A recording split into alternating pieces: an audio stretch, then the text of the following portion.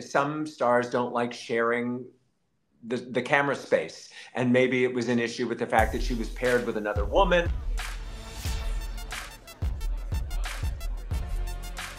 Hi and welcome to Flaa Talk. I'm Kjersti Flaa, and here on my channel I talk about my good and bad experiences in Hollywood and working as an entertainment reporter. So today I have a very special guest with me who is in high demand. He is my most popular guest I ever had on Flaa Talk. I did 2 episodes with him back in November. So now Nelson Aspen is an entertainment reporter as well and a host.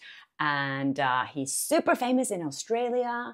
He's been covering Hollywood for so many years, and he has all the best inside scoops. So stay tuned in a few minutes. First, I just wanted to mention that I saw today that Blake Lively is going to be on South by Southwest on the red carpet tonight for the premiere of Another Simple Favor.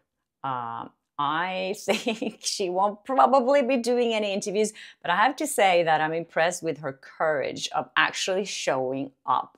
I mean, I would not be able to stand on my feet in public in front of all these people. Everyone knows what's been going on behind the scenes, but I wouldn't be surprised if she is super buddy with Anna Kendrick and they're laughing together and holding each other, and with the rest of the cast they're going to see that it was just an amazing experience working on this film. It was like they were family on set. Yeah, that's exactly what's going to happen. I'm going to ask Nelson what he thinks is going to happen, if this is a smart move from her to actually do the red carpet. He also knows a lot more about how publicists work than I do, so we're going to talk about that too. And he's going to talk about his books as well, because he's written so many books. Also, I wanted to mention before I speak to Nelson that I have 225,000 subscribers now.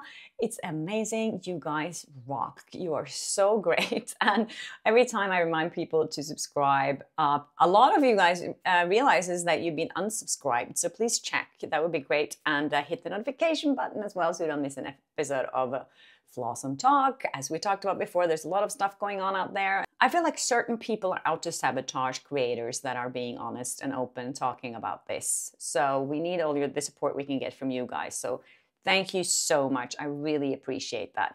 All right, let's welcome Nelson. Nelson, thank you so much for being back on Flaa Talk. You know what? You were the most popular guest I ever had on this show. Oh my gosh, now let's see if lightning can strike thrice. Now, third time's the charm. Let's see what we can do. You have so many fans here on my channel, and in Australia, you're a big name there. Everyone knows who you are. Well, so, you do a show every day for 20 years. Whether you like me or not, I was impossible to escape. You couldn't floss your teeth or have a bowel movement without seeing me on your television. I love that. And I think the reason why people love you is because you're honest. You're not one of those people who just sit and suck up to things and just pretend that everything is perfect always and it's such a glamorous world. You're like, no, it's not always such a glamorous world. But I'm happy. I mean, I think that's the trick. It's like, I'm having a good time. I'm happy. I don't have an axe to grind. I'll tell it like it is. Why not? I love it. So last time you were on my channel was in November. I just checked. We talked a lot about the celebrities that you had issues with. If you guys haven't watched that, you have to go and watch it. I'll leave a link below. And so we kind of exchanged experiences of people we had issues with, our people that we loved. But since then, we had this humongous scandal here in Hollywood with Blake Lively involved, Ryan Reynolds, Justin Baldoni, and have you met Justin Baldoni, by the way? I forgot to ask you that. I have not met Justin yet. No, but you will. I assume. Yeah. Okay. So it might be in line at the post office, but somewhere along the lines. So then we spoke about your Blake Lively interviews, and I remember you said you had one time she was nice, and then another one. The first time she was great, so I was really excited to go back for the second one, and she was paired with Anna Kendrick. And my experience that second time was not as uncomfortable as your experience was, but it was definitely not as positive. And I think I remember thinking at the time, maybe some stars don't like sharing the camera space. And maybe it was an issue with the fact that she was paired with another woman. Maybe they were having issues. Maybe there was some sort of unspoken competition, or, you know, who knows? But it was night and day compared to the first interview I had with her. That's so interesting. And it's interesting you're saying that, because there's been so much speculation about her and Anna Kendrick, if they like each other or not. Because now the second one is coming out, is premiering today in South by Southwest. And I just saw that Blake Lively is appearing on the red carpet. Do you think it's a good idea for her to be on the red carpet right now? I will bet you she's going to pull like a Tom Cruise, where she's swept away by her handlers before she has to tangle with any pesky reporters, so she doesn't have to actually answer any questions or do anything like that, which is probably a smart move. I question her being out in the world at all, given all the legal ramifications and things that are pending and everything that's going on in her personal life, that it's miraculous that she would go out at all. We are still scratching our heads over their Saturday Night Live appearance. Like, it's a good time to stay home, I think. I think you're right. What did you think about the SNL appearance, by the way? Were you shocked? Were you like, I mean, I appreciated the humor. Like, I thought, oh, you know, good one, ha ha ha. But probably wasn't the smartest move. It gave fodder to their critics. But they're at a place right now where they can't take a step right. No matter what happens, people are going to come down on them. It's such a he said, she said, Ryan said. You know, there's so many people talking that I'm sure their lawyers, their publicists would like them all to just be very, very quiet and, you know, stay home and work on a hobby, do a jigsaw puzzle, pretend it's COVID again.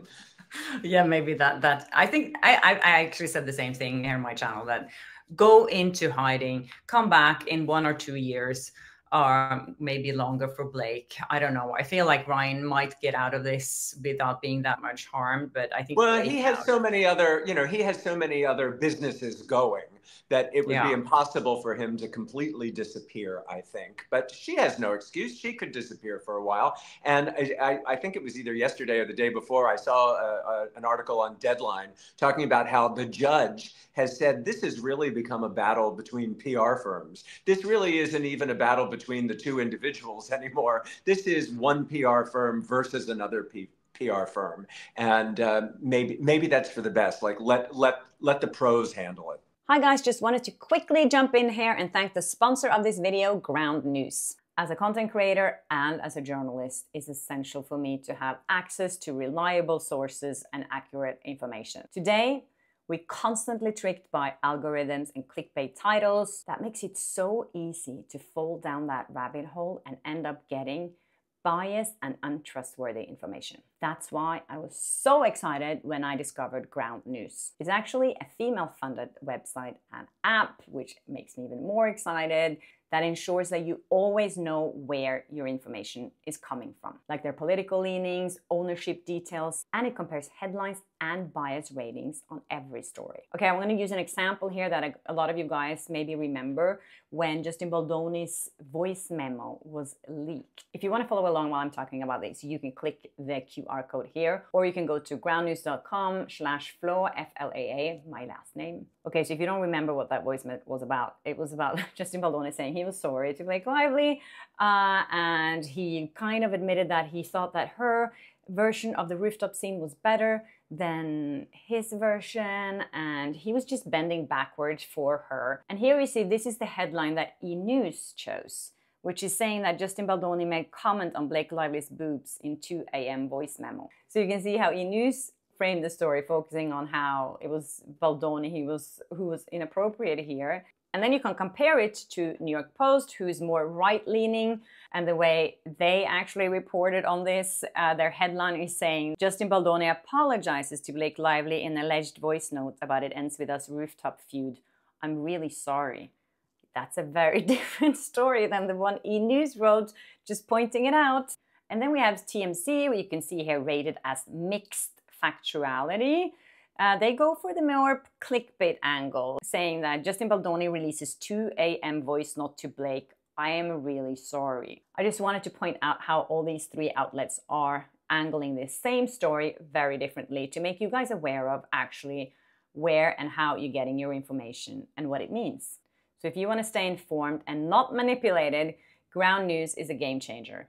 Not only for Hollywood, but for politics, world news, and beyond. Be a critical thinker that I talked about so many times here on my channel. See through sensationalism and get the full picture. Go to groundnews.com/FLAA, Flaa, my name, to get your 40% off the Vantage package, the subscription that I use to see through biased media coverage. All right, guys, back to Nelson. So do you think, because we spoke a little bit about this before, I feel like you know a lot more about the PR world and behind the scenes than I do. And I think people were shocked when they saw how PR machinery was working in the background for both of them during this time. Were you like, okay, this is normal? What was your reaction when you saw that? Oh, they were planting stories, they were trying to protect their clients in that way? Hey, when you don't notice a publicist, that's the sign of a good publicist. You know, they're orchestrating all their magic behind the scenes so that the celebrity can shine. So a good publicist really goes by unnoticed. The fact that you're noticing a publicist means there's problems afoot. But that's why you hire a publicist. You wouldn't, if you were, God forbid, arrested for something, you wouldn't go into court without a lawyer. There's certain times in your life when you need a doctor, a lawyer, or in this case, a publicist. So you wouldn't want to tackle these issues without one. And publicists are, you know, it's not just about getting the cover of a magazine. Sometimes they have much more serious stuff to handle, like case in point, damage control and navigating reputations. So were you surprised by how they were working? Or were you like, okay, yeah, this is how it's always been. It's just not been talked about before. Yeah, I mean, the case doesn't surprise me. What surprises me is that it's gone on so long. And I think, you know, there's a casual amusement or fascination with it from the public. But I think even that has reached its limit. And I think there's a real fatigue. And until there is real serious movement one way or the other, we're exhausted. We're not as interested in the daily needle moving incrementally. Get back to us when something big happens. Okay, that's good. But before I forget, we have to plug your 2 books in here in the middle, Nelson, so people know what you're all about, because you have 2 amazing books on the behind the scenes, what's happening in Hollywood, and one from New York. Can you just give us a brief overview of your amazing work? I'll be quick with the plugs because we talked about that last time, which was great. My Dancing Between the Raindrops series. The first book, Dancing Between the Raindrops, which is set in 1980s New York, the beginning of my career. Lots of Broadway and early TV gossip in there. And then the sequel, Dancing Between the Raindrops, The Hollywood Years, which covers my 22 years in Los Angeles, when we met, the junket circuit, lots of celebrity stuff, lots of SEX going on, and that, I mean, it's a steamy Jackie Collins-esque story, and that's great. And now the new one, which has nothing to do with Hollywood, is based on my own reincarnation experiences. And I'm not a woo-woo about that kind of stuff, but it's you'll read the book and you'll find out. It's a historical fantasy called Kindred Spirits, A Titanic Tale. So we can talk about that more later, but it's, I'm a big Titanic nut, and it all sort of came about, and I'll be launching a book tour, maybe coming to a city near you, and we'll talk about that more later, but it's fun. I can't wait. It's not show business. It's something different for me. I'm so fascinated by Titanic as well, by the way. It's, oh my God, I love it. So anyway, stay tuned to a little later in this interview when Nelson's going to give you all the juicy details of what the book is about and where you can get it and all that stuff. So yeah, let's get back to this. Hold on. Yes. So I wanted to ask you another thing, Nelson, because I was at a party the other day and this guy came up to me. We started talking and he said like he had just done the junket for Beetlejuice. a movie, and he said that the pairing of the actors kept like rotating all of a sudden. He came into a room and he was like, "Oh, I interviewed you before. You were paired with the other person," and apparently they all hated each other, so they were trying to like make things more livable for the different actors. And I was like, wow, I've never seen that before. I felt that people maybe didn't like each other so much, but have you had any incidences like that where you felt that people didn't like each other, or there was something off? Wouldn't that be nice if we had people to move us around so we didn't have to encounter people we don't like? That would be a real perk.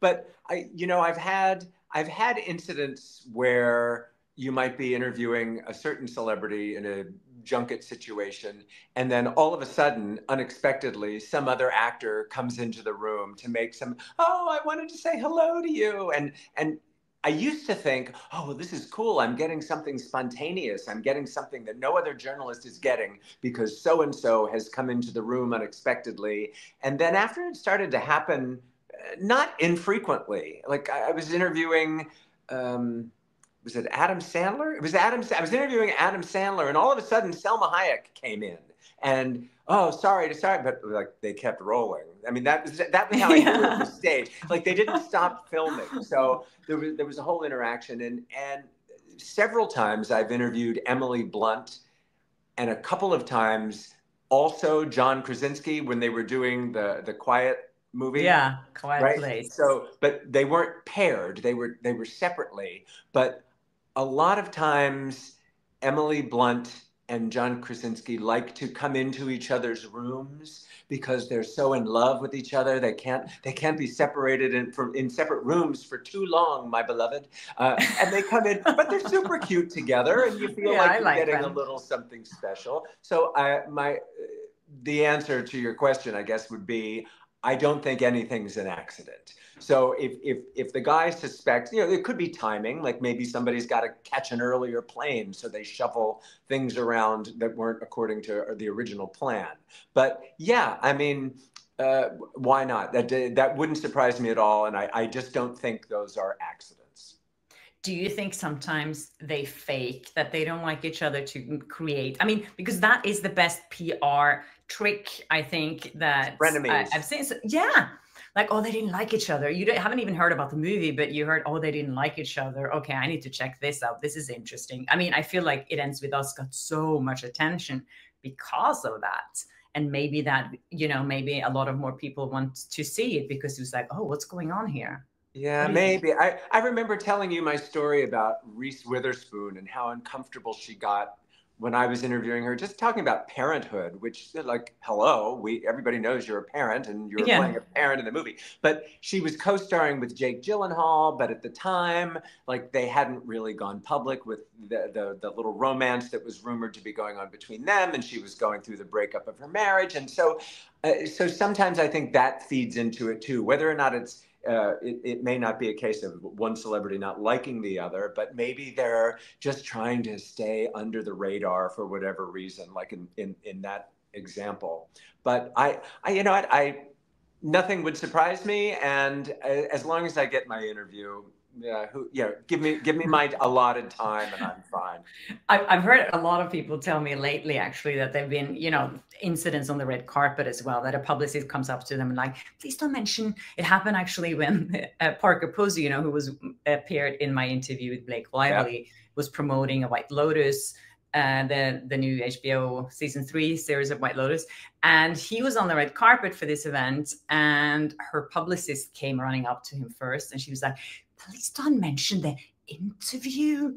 That would be great. I would really, really appreciate if you didn't mention the interview.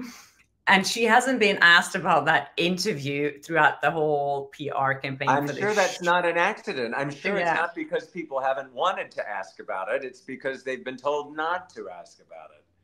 Have you experienced that ever, that you've got specific, sure. Don't talk about, I mean, it can be as ridiculous as don't acknowledge that it's Paul Rudd's birthday today, or it can be don't mention her family, don't mention her relationship, don't mention the divorce, don't mention there's all, 9 times out of 10, there's always a caveat about what not to talk about, which, hey, I respect that because I know I'm good at what I do. And I can, all right, you tell me what I can't talk about, fine. But I know if that leaves everything else open, if I can get something out of the talent, chances are they're going to reveal something that I wasn't supposed to ask about anyway.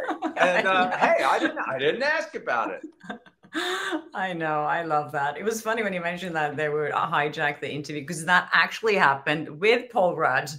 When I was interviewing him, Michael Douglas came in and like, hi, what's up? And I was like thinking exactly like you, like, oh, this is so cool. I have something special here.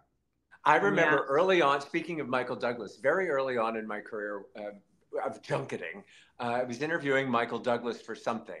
And his publicist came into the waiting room where the journalists were all gathered waiting our turn, and had a notepad and was going around, who here has interviewed Michael before? And I don't know, we all put up our hands or didn't put up our hands, but it was so that Michael could have on his list of journalists, if you hadn't interviewed him before, he would stand up when you came in the room, like in my case, and say, how do you do, Nelson? Nice to meet you. However, for the people that had interviewed him before, he'd say, so-and-so, good to see you again. And as maybe some people might think, oh, that's so phony, it's so fake that he had to find out. I really think that that's respectful. He can't be expected to remember every journalist. And that makes that, I don't know, it's a courtesy. I thought it was very warm. I know. I love Michael Douglas. He's like one of my favorite all time. He's just always on. He always delivers. I remember Magnus also interviewed him once, and then he said, you are my number 60 interview today. And he was sitting there answering questions, no complaints, nothing. I'm like, wow, that guy is amazing, I think. So, I like his wife. I've always liked interviewing Catherine Zeta-Jones because, I don't know, to me, she's like the Welsh Wonder Woman. I can't help it. I get a little starstruck around Catherine Zeta-Jones. I don't know what it is. She just reminds me of Wonder Woman in a way, and I think she's spectacularly glamorous and has a tremendous star quality. She is very glamorous. She has that movie star. Yeah, not all journalists have gotten along with her, but I think she is probably better with men than women. I think she likes the company of men, even, in terms of journalists even. And she has an energy and a chemistry with men that, hey, I fell right into her spider web. Oh, I've never met her actually, but I think you spot on with it is easier. I feel the same thing. It's easier to interview men sometimes than women. And I asked Magnus the same thing, and he feels it's easier to interview women. And do you think that for you? Yeah, well, I don't know that I believe that or not, but I can understand the argument for it. And I would contend that women celebrities have so much more to worry about.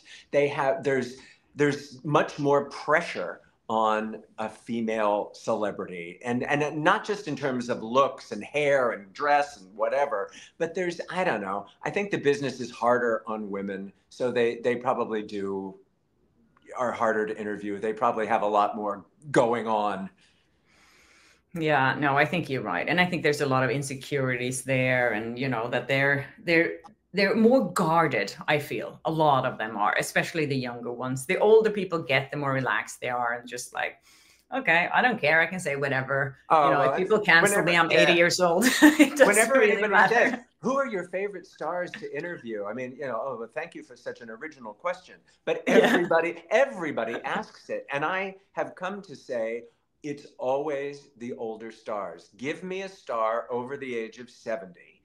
Yeah. Whether it's I don't know how old is Meryl Streep? She's got to be over 70, right? Yeah, she is. Yeah, but Meryl Streep or I mean, any of them. I always think of the late great Betty White. But Clint Eastwood, Morgan Freeman, they have nothing to lose. They have nothing to hide. They have great stories. A 16-year-old doesn't have great stories. Morgan Freeman has great stories. Yeah. And a great voice to tell them too. Yes, he does. I wanted to ask you one more thing because it was just the Oscar, and you've been covering the Oscar for years and years. And I just saw something. I mean, I've noticed this before. Obviously, it happened with a lot of movies before, but the movie that won Best Picture this year, Anora, was a small independent movie which had a budget of $6 million. And they spent $18 million on marketing for the film. And I saw the comments on that post on Instagram, and I was like, everyone's like, oh my God, you can buy an Oscar and blah, blah, blah. What do you think? Well, I think it worked. Whatever. I mean, it was money well, it was money well spent. Yeah. And who was it? I just heard an interview. Who was it with? Talking about, it was one of my favorite movies of the 70s or 80s. Oh, it was Jessica Lange. Jessica Lange was talking about middle of the ground movies. And she was referencing Tootsie. When she made Tootsie, and Sidney Pollack, who was the director, told her, she was like, this is going to be a hit. This is going to be a great movie. She won an Oscar for it. But Sidney said they're not going to be making movies like this much longer. These are middle of the road movies. They're not independent films. They're not big blockbusters. They're good stories, character-driven, medium-budget movies. And it's true. There's no middle anymore. People say, hey, there's no middle class anymore. There's just the super rich and the super poor. But that's like with movies. You either have a gazillion-dollar blockbuster or you've got Anora. And there's very little in the middle, as evidenced by these Oscars. I think that's why it was so boring. It's why the ratings were down. There were no popular blockbusters other than Wicked, I guess. That it just, most people hadn't seen the movies that won, which is a curious conundrum that Hollywood has been facing for years. They upped the Best Picture nominations from 5 to 10, and it still hasn't worked. They've moved the broadcast an hour earlier. It still hasn't worked. They need to fix their Oscar problem. Yeah. And as we know, we spoke a lot about this before, how the Golden Globes used to work. I mean, they have changes all the time. They kicked out all the members now. Did you know that? Yeah. Well, he fired all of them. It's like an Etch-a-Sketch. You just shake it and figure you'll start over. Oh, but anyways, they were accused of being corrupt for many, many years, and they received gifts, like out of this world gifts. I mean, the Oscars, they're not allowed to accept any gifts, but they accepted a DVD, which I think is like ridiculous. Who gets excited to get a DVD? But I don't even have a DVD player. What am I going to most do with people DVD? don't. I know. But $18 million. I remember Roma. That's a gift. A few years ago. Yeah. Don't tell me that $18 million isn't a gift. And you can't fault them for that. If they've got the $18 million to spend, it worked out. I mean, you can't. It's the same for elections. If you can afford to buy the ad space, you buy the ad space. What are you going to do?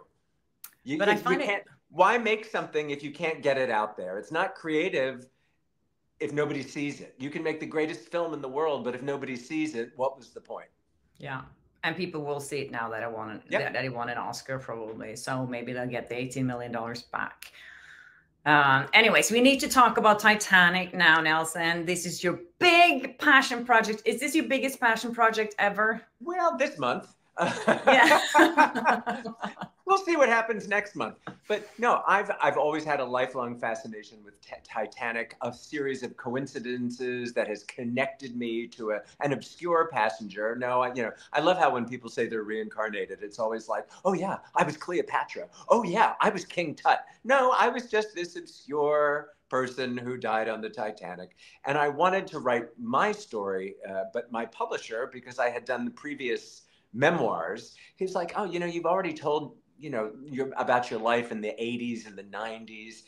Can you just sort of fictionalize this enough to put it in the present day? So I did, and it's a historical fantasy. And I had not been familiar with the genre of historical fantasy personally. It's not what I read, and it hadn't been what I'd written.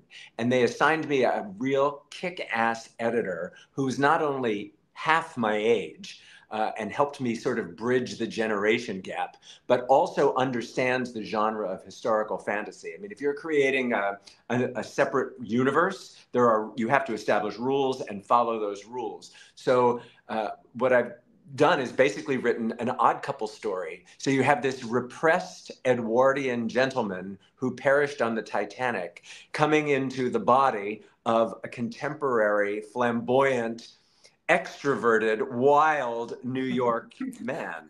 And the two of them, two souls, one body, have to solve the mystery of what happened to the Edwardian guy's unrequited love who survived the Titanic. So it becomes a mystery, a ghost story, and kind of a buddy movie. And of course, knowing me, I have to put in a lot of. So there's tons of steamy, that Edwardian, he's at last unleashed in modern Manhattan. So he really has a good time.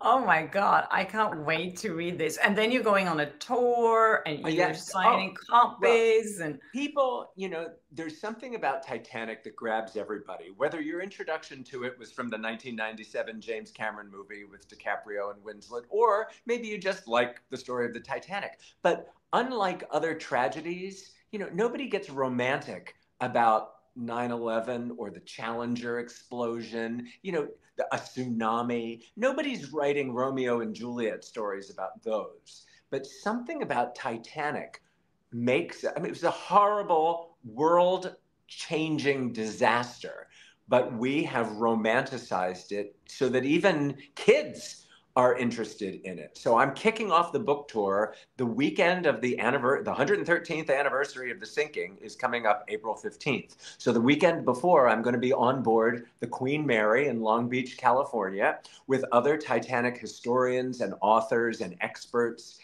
launching Titanic Weekend on the Queen Mary. Then I'll go to LA. On my website, I've got all the different cities. I'm going all over the country, culminating in London and finally Belfast, Ireland, which is where Titanic was built.